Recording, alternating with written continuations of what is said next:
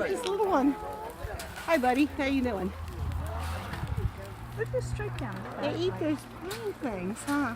They like pine needles? I didn't know that. What's that? The pine. Oh, they love pine. I never They're, knew that. number one thing they like eating is shrubs. The shrubs. Yeah. Yeah, Like that- trees, Look, Any look kind at of that. They fight over it. pine Hey, needles. buddies. Hello, guys. I like this one. Look at your little eyes. Look at the stripe down the back. Yeah. Stripe. That one's striped. Oh, All right, they all have so- stripes.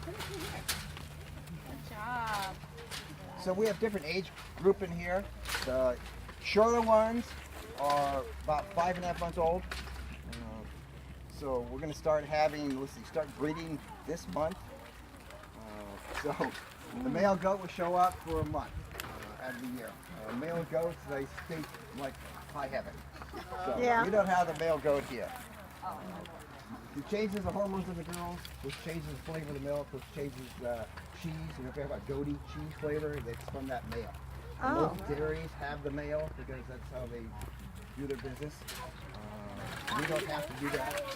So he stays at a friend's house or he stays at a relative's house. Yeah. So springtime we have them. Their gestational period is 5 months, 5 days. So again, we'll have them in about April, March, April, and May. So we have different breeds here. Majority of breeds are alpines. This is an alpine right here.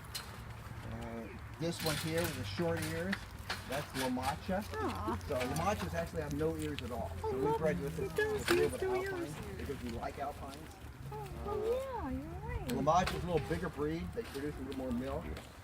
And they're supposed to look that Percent way. milk fat. Okay. Found with alpines, so like to look like Screw up. which is about equal to a cow.